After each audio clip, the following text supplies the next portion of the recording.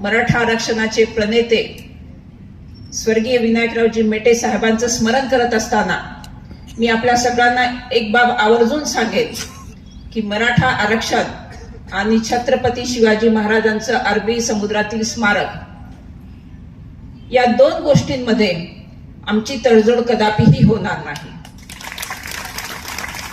आणि यासाठी मला 100% खात्री आहे, शिवसंग्रामचा प्रत्येक मावळा त्याच्या ताकदीने लढणार आहे।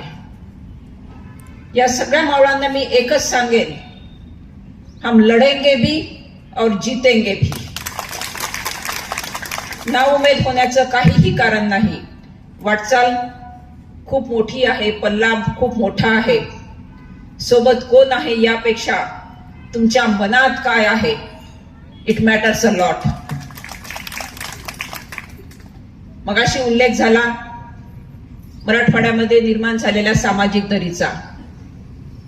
मागच्या 1 महिनाभर आपण हे प्रकर्षाने अनुभवतोय, परंतु व्यासपीठाच्या उजव्या डाव्या बाजूकडे जर आपण नजर टाकली तर आपली खात्री पटेल की सामाजिक सलोखा काय असतो हे देखील बीडच्या मातीमध्येच अनुभवायला मिळेल।